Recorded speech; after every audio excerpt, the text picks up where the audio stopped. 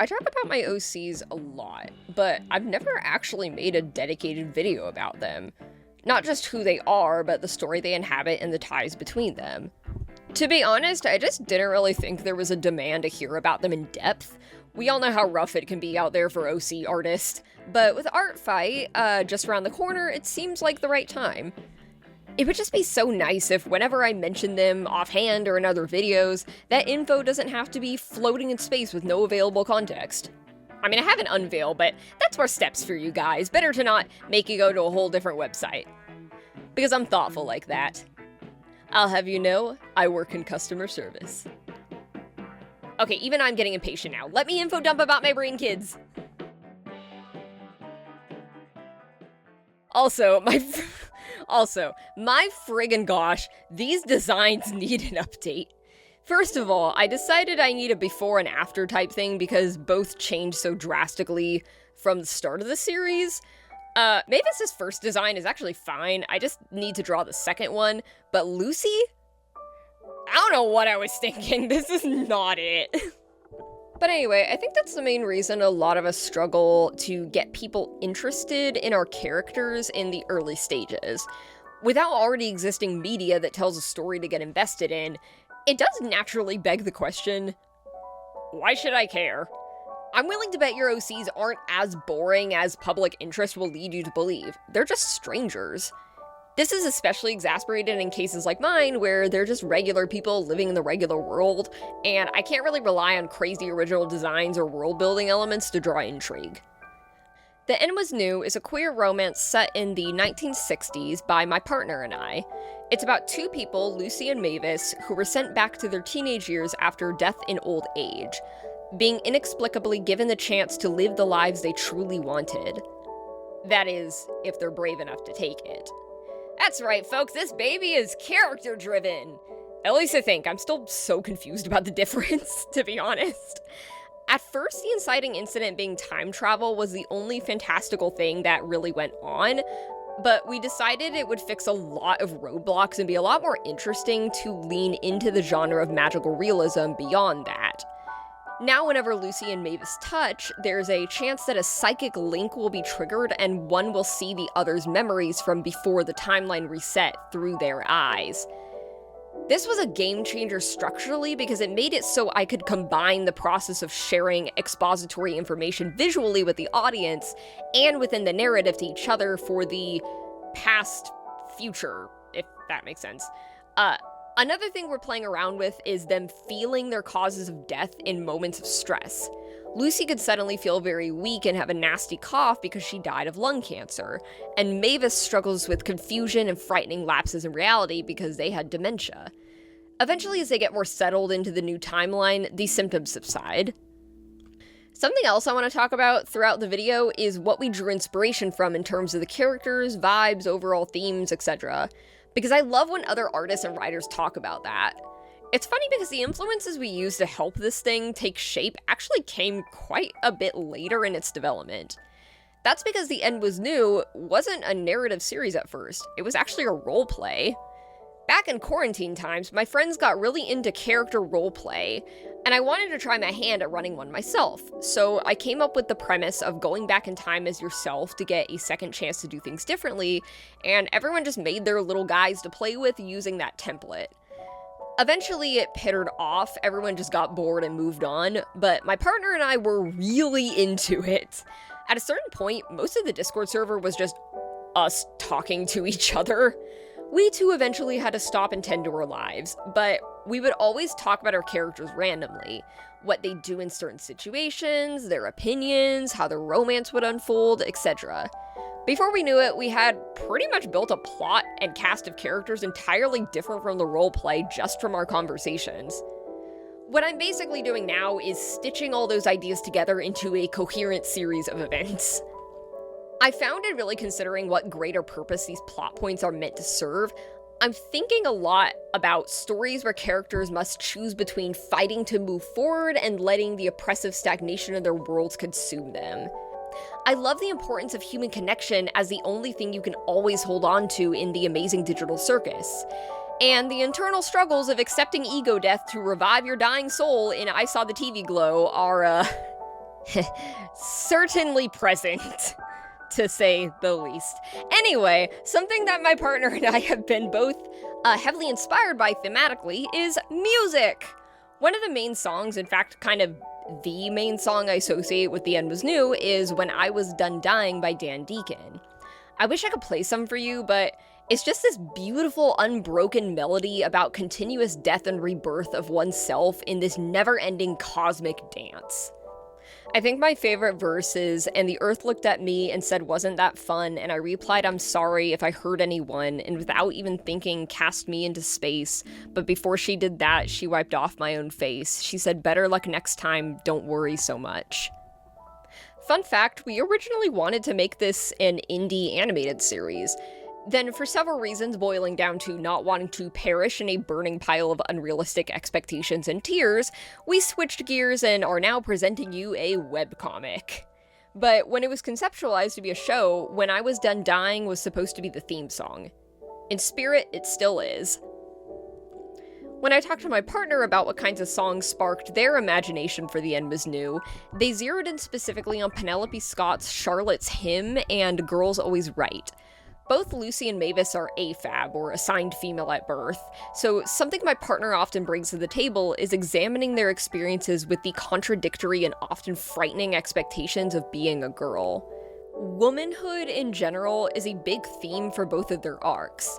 How it's been a suffocating experience for each for completely different reasons, with Lucy longing to be empowered by it on her own terms instead of having it held against her like a weapon, and Mavis navigating it with the practiced perfection of an actor pretending to be intimately familiar with a fabricated space. Speaking of which, I want to talk about our characters now. Come on, let's go! My partner's character, Lucy. Lucy Maywell, 16 years old, biracial, and openly queer during a time when it was very difficult to be any of those things.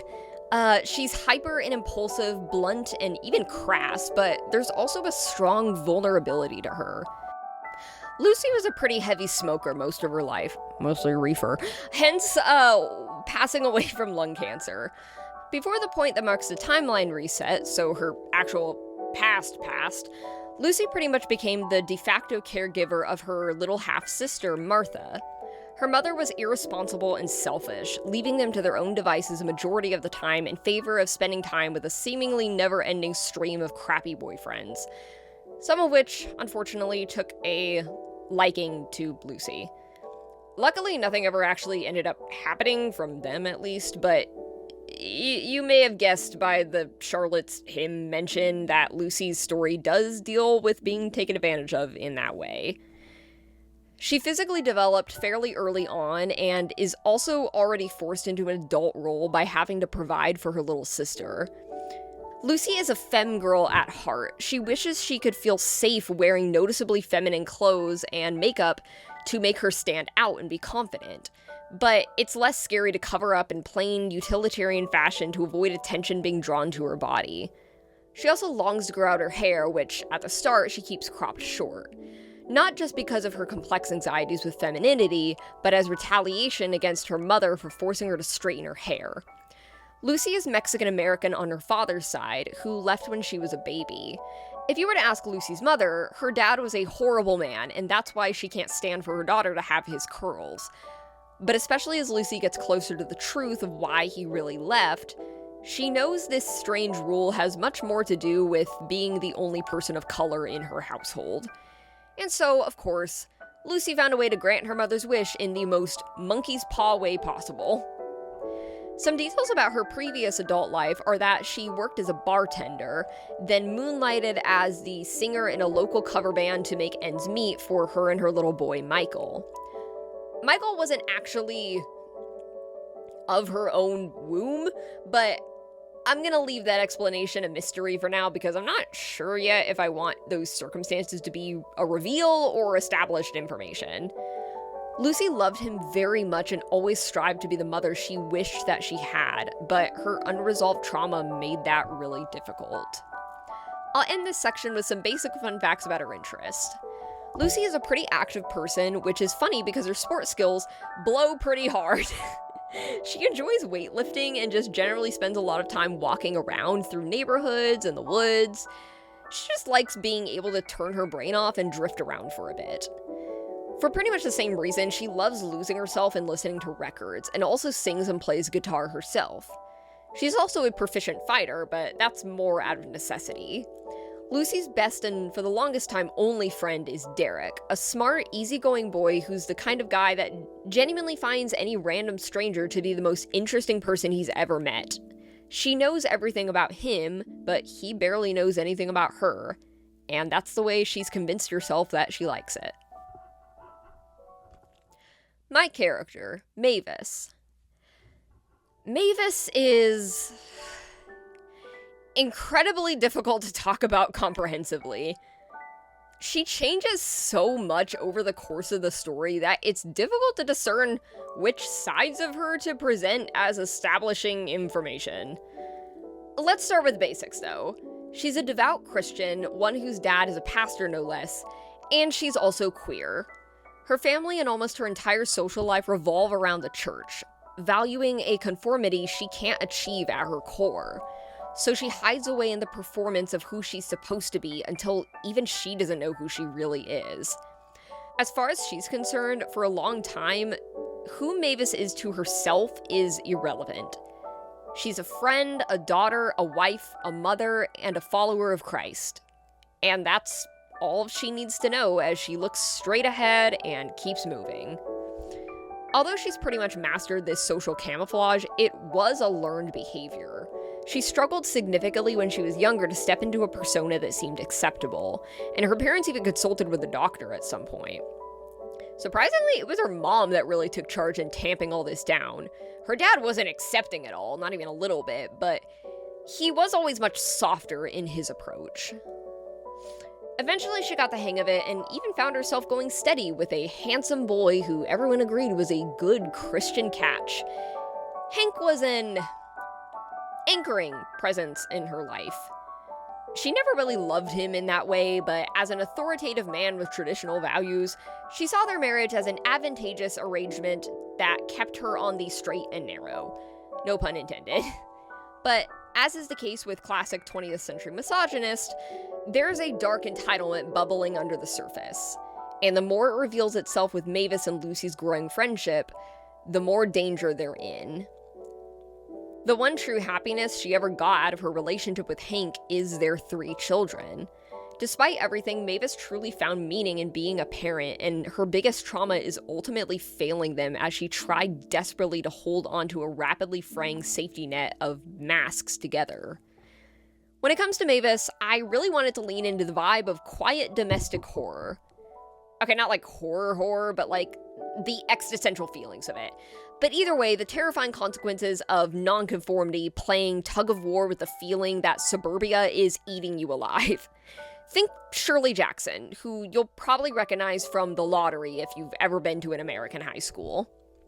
In fact, Mavis is also a writer, or at least she always wanted to be. She finds solace in turning the things she can't express out loud into short stories and poems, and dreams of having her work published, but her parents and husband always considered it a cute little hobby she does to relax. So long as she doesn't get too sucked into it that she neglects her responsibilities, they entertain it. Despite her fantasies of sharing her work with the world, she's insanely private about it, and has never actually shown anyone even a paragraph. An interest of hers that, unfortunately, is less encouraged is baseball. Mavis would always listen to broadcasts on the radio with her father and had a decent card collection as a kid, but when it came to actually playing herself, that was apparently a step too far. The thing is, Mavis actually really regrets trying to just be herself as a little kid. Not just because it was a traumatic experience, but because it put a target on her back for the rest of her time growing up. Her parents probably wouldn't have thought much about it if she just did some casual scrimmages with her friends in her free time, but now something like that would have them breathing down her neck thinking the devil was about to burst out of the ground and drag her down the path of lesbianism at any minute or something. Being yourself as a queer person really is kind of a gamble, and no one really talks about that in depth. I mean, like, Like, we think we do, but, like, really, we don't really get into it. Like, everyone talks about it as, like, a freeing experience regardless, but in a lot of contexts, you can actually lose a lot of that freedom that you had before, just by virtue of people no longer being ignorant to who you are and what your deal is. Lucy and Mavis's relationship. Now you know Lucy, now you know Mavis, but what about Lucy and Mavis together? In love. What the hell? Okay. I'm not gonna talk a whole lot about this because our story is primarily a romance. Half the appeal is watching the romantic relationship begin and unfold, so I'm not gonna ruin the fun by whittering on too much. Lucy and Mavis are that couple whose relationship was made possible by an insanely improbable situation that pushed them together and made them play nice. Kind of like Chidi and Eleanor. I don't know why I keep bringing them up. Watch my last video if you want that to make sense. Anyway, that's not to say that their love isn't real or that they're just simply each other's only option. It's just that they never would have given the other the chance to show what's under the surface otherwise. Lucy would still see Mavis as an uptight square, and Mavis would still think Lucy is a combative drifter who doesn't care about anyone or anything. I've probably said something like this before, but I love, which is funny because my own experiences with romantic feeling is very nuanced. I wouldn't go as far as to say I'm on the arrow spectrum, but it's difficult to wrap my head around fully with my particular mental health struggles. Regardless though, I genuinely think romance is one of the most beautiful things in the world, whether it's real life or just a story. I can't get enough of seeing the shared light of people that adore each other. The best way to write relationships, in my opinion, is to analyze the ones you admire and figure out what makes that light. Love isn't all vibes, it's a continuous choice to give what you can, each according to their ability and each according to their need.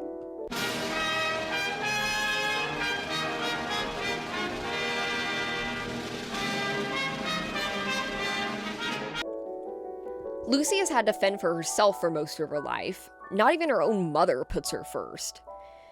It's not that Lucy doesn't have people in her life who love and care about her, but she rejects their closeness, convinced it won't last and scared of the disappointment.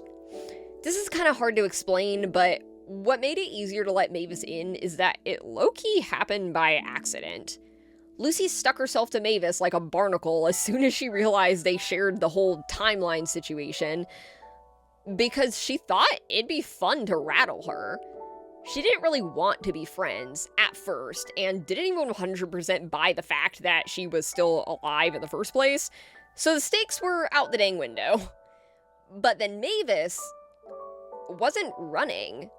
Before she knew it, she had given Mavis access to the softest parts of her and still felt safe. The funny thing too is Lucy's constant attempts to scandalize Mavis are actually exactly what she needed too.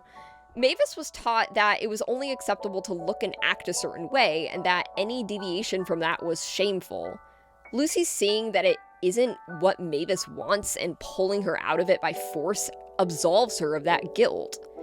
Eventually she will have to come to terms with things and make her own conscious choices, but for now, it's all out of her hands long enough to find out how being alive is supposed to feel.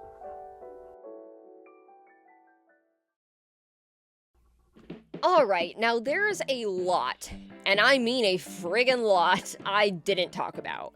And that's in part because I need to keep the runtime and both of our sanities intact, but mostly because as I've let drop like a sledgehammer to concrete several times, I am actively working on turning this story into a webcomic and have been doing so for years. There have certainly been detours, but we are still on track. I am sure of the direction I am heading in. I'm almost onto the scripting phase, at which my aim is to write a chapter ahead of actually drawing the pages to give myself some wiggle room in case I need to make adjustments.